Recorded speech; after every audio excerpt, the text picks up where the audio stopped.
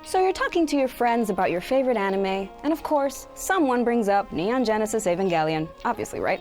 The iconic monsters and mechs, the blending and subversion of classic shonen tropes, crazy fight scenes, the tense psychological horror, this scene. Why are you defending him? Are you riding his balloony pony? As weird as the show can get, this is a classic we're talking about. We love Eva so much, we named our channel after it. Have you tried to watch Eva recently?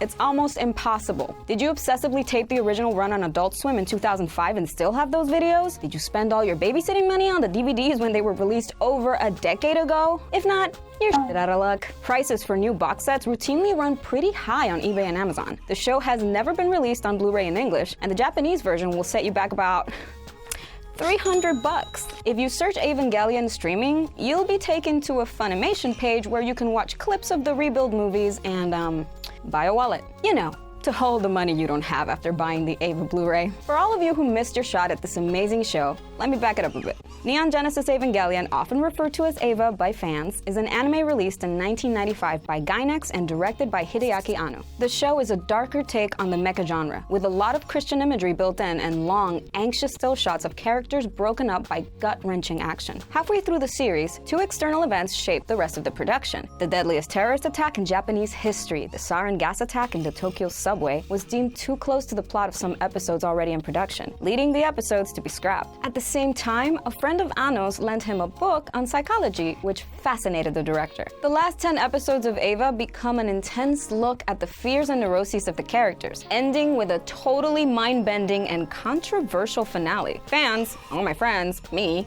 have been discussing and debating the series for over 20 years, but we've had very little access to, well, the actual show. What about the rebuild movies? Wait, what? What was that? I couldn't hear you over the sound of the cicadas. But then, finally, our prayers were answered. In November of 2018, we found out that Evangelion and two of the movies, Evangelion Death and Rebirth and End of Evangelion, would finally be available to stream on the world's premier anime streaming service, Netflix. Netflix? Really? How did this happen? How did Netflix become the next big thing in anime? Well, this tale starts back in 2014, when Netflix premiered its first Netflix original anime, Knights of Sidonia. Knights of Sidonia is a sci-fi anime based on the manga by Tsutomu Nihei. The show didn't get a lot of attention, which is a shame. It's actually a really interesting take on space mechas, and the love interest is a giant space monster tentacle girl. It's cute, I promise. Hashtag not a hentai. And it received praise from many outside the anime industry, including Metal Gear auteur Hideo Kojima. I mean, if it's good enough for Kojima, it's good enough for me. Even though Knights of Sidonia wasn't a breakout success, Netflix wasn't deterred. It's not like they'd never had a hit original series, right? Remember House of Cards? Yeah, we don't talk about that one anymore. But Netflix persevered, and they kept slowly adding original anime titles like The Seven Deadly Sins, oh, love that, and Glitter Force Doki Doki. Now let's take a second here to talk about what a Netflix original show or movie actually is. All that means is that they're distributed online exclusively on Netflix. In other words, Netflix doesn't make them. Sometimes Netflix commissions projects, but a lot of these shows are created and produced without Netflix's involvement until it's time for distribution. Heck, RuPaul's Drag Race is touted as a Netflix original outside of the US. Knights of Sidonia and The Seven Deadly Sins had aired on Japanese television before Netflix localized and released them. By buying the exclusive rights to digitally distribute those anime, Netflix can call them Netflix originals. On the flip side, you can watch anime like FMA Brotherhood and Death Note on other platforms, so they aren't Netflix originals. Well, the live-action version is. They have to take responsibility for that. Meanwhile, because it's an exclusive, Little Witch Academia will be in Netflix's iron grip until the end of time, even though Netflix had no hand in making it. And they'll never release a physical version, even though I really want one. And the dolls. The style is so pretty. Like, it's the kind of animation that you just watch over and over because it never gets tiring, because it's just like I want it as a screensaver for the rest of my life. Like, they're just flying, and the wind, and the way that the hair moves, and the way that you see the grass. It's like the Zelda Breath of the Wild version of Batman for me. I mean, have you seen the hats? Do you see the cute little dress, and when they ride their brooms, and just their friendships? Oh my god, it's just so fucking... Ah! This model would change in 2017 with one of Netflix's biggest summer hits, Castlevania. And before you run to the comments to tell me Castlevania isn't an anime, look, that that's another discussion for another video. Castlevania was in development hell for a decade before Netflix secured exclusive rights to the series, meaning the only place you can watch it is Netflix. Period. In the first 3 months of Castlevania's release, it became one of Netflix's most popular shows. This opened the door for Netflix to make more anime specifically for the platform. Thank you, Castlevania. Because as far as Netflix is concerned, Castlevania is anime, at least in terms of the audience it attracted. Regardless, Netflix followed up with original shows like Neo Yokio and Agretsuko. They appealed to millennial anime fans and were different in content and style than a lot of other anime coming from Japan. They may have gotten lucky before, but in January 2018, Netflix proved that they were ready for the anime big time with Devilman Crybaby. The 10-episode series based on Go Nagai's 1972 manga was as divisive as it was gory. Some critics were turned off by the excessive violence, but others declared it a masterpiece. Devilman Crybaby won Anime of the Year at the Crunchyroll Anime Awards in 2018, and series director Masaaki Yuasa won Best Director. And since anime fans cast their votes directly to decide the winner, you know the show was certainly a hit with fans. Devilman was feeling the love. Now that we've gone over Netflix's anime pedigree, let's circle back to Eva. And yes, I can hear you, but Cristal Marie, Eva isn't a Netflix original. It's been around since 1995.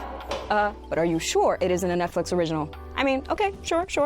Hear me out. It isn't being branded as such, but it follows all of the other guidelines. It won't be on any other streaming services, and unless a new DVD or Blu-ray release is announced, please, Anime Jesus and Buddha, please hear my prayers. Netflix will be the only way to watch it, and while there's been no official announcement, voice actor Amanda Wynn Lee, who voiced Rei Ayanami in the original ADV film's dub, shared on Twitter that the show will be redubbed with a new English cast. Of course, fans of the original dub were outraged. Yeah, sure, the ADV voice acting isn't going to win any awards, but to the generation of fans who grew up with it, those characters are intertwined with those voice actors. I mean, imagine if they cast a new Spike Spiegel. Oh, well. And fans of the ADV dub aren't the only people concerned about how Netflix will handle Eva. In December, Funimation president Gen Fukunaga said that Netflix won't give Eva the star treatment it deserves. Here's what he had to say. Take a title like My Hero Academia. Had My Hero Academia gone onto Netflix, it would have just dropped on the platform with any number of titles and probably would have died as a brand. It would have just been another brand on the platform. This might just sound like sour grapes from a competitor who's upset over losing a bid, but there might be something more to it. I mean, for nearly 4 months, Netflix was radio silent when it came to Eva. That's a far cry from the non-stop hype machine they churn out for bigger titles like Stranger Things. Even something with less crossover appeal like Umbrella Academy gets more promotional bluster. Fans were pretty annoyed, and it's still been pretty quiet out there since the Eva date was announced. And there's still so much we don't know. Will we be getting Eva merch stateside? Will they put out the episodes on DVD or Blu-ray? We just don't know at this point. You're not Kojima. This isn't Death Stranding.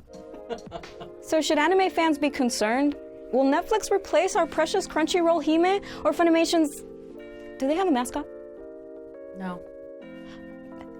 Anyways, is Netflix taking over the anime world? Well, probably not anytime soon. The guys at Crunchyroll don't seem too concerned. In a 2017 interview, Crunchyroll COO Colin Decker said, "We're perfectly thrilled if more users around the world discover or become curious about anime through one of the larger global streaming platforms. That's great, because that's good for anime. And what we know is that anyone who really wants to go deeper is going to end up at Crunchyroll eventually. And this is simply for the reason that we have it all." Decker has a point. Crunchyroll has over 900 anime titles, making it the biggest online anime library by far. Funimation has almost 500. Even Hulu beats out Netflix's anime selection by a landslide, thanks in part to a deal they signed with Funimation in December of 2018. The enemy of your enemy is your friend, right? Hulu now has an impressive catalog of over 600 titles, compared to the less than 200 you can find on Netflix. And as far as I'm concerned, the more anime available to people, the better. It's not just anime fans that win from this new push by streaming services. While working at an anime production studio might seem like a dream job, it's actually a brutal industry in Japan. Animators work long hours for notoriously low pay. Projects often end up in the red because of the small budgets offered by Japanese television studios. Several production companies will even share the risk associated with making a show, meaning decisions can be slow and creative risks are often overruled by committee decisions. Now Netflix is making original anime part of its aggressive push into exclusive content, meaning anime studios are sharing in those Netflix-sized budgets. This influx of cash is part of the reason the Netflix shows look so good. And as a bonus, a release on Netflix comes with multiple dubbed and subbed languages, and availability in about 200 countries. So Netflix is bringing new anime into the homes of millions of new fans around the world. And there are more anime fans now than ever before.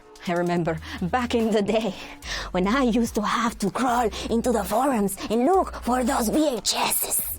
Today, being an anime fan is like what being a comic book fan was like when the Marvel movies came out. All of a sudden, your coworkers are telling you about Free, and your cousin is asking for Ancient Magus Bride merch for Christmas. It's wild! The international market for anime grew nearly 172% between 2013 and 2016, while the market in Japan grew just under 4%. In terms of revenue, the anime industry saw a record-breaking year in 2017, but most of the profits overseas went to licensing companies, not the animation studios in Japan. If deals with Netflix can help the hardworking people who create the shows we love get to share in their success, then that's pretty cool in my book. And maybe, just maybe, as the audience for anime becomes more diverse, so will the shows, which in my opinion would be the best possible outcome. So where does that leave Eva? What does all this mean for us fans of a beloved series? While an anime-focused company like Funimation might have given the series the more deferential treatment expected by longtime fans, Netflix is making Eva accessible to the widest variety of people. Which is kind of weird when you think about the actual content of the series. Nope. I know what scene you're thinking about. Get your mind out of the gutter. I was actually talking about the elevator scene, which is actually amazing. But Super Eye Patch Wolf already made a great video explaining why, so I won't go into it here. If you can sit through 53 seconds of two characters standing still in an elevator, you might be able to handle anything anime throws at you, even Mineta. Which might lead you to a platform that's made specifically for anime, like Crunchyroll is banking on. And if the show is redubbed, well, I'll be bummed for sure. But it's far from the weirdest change we've seen to Eva. I mean, there's this. What is happening? This isn't a doujin? Or this thing nobody asked for? Nobody, literally nobody. So I don't know about you guys, but I'm excited about watching all those angel fights in glorious HD. And I welcome a whole new generation of fans to argue about what the heck actually happens in that ending. I'm Cristal Marie, and thanks for watching GetintheRobot, your anime explainer.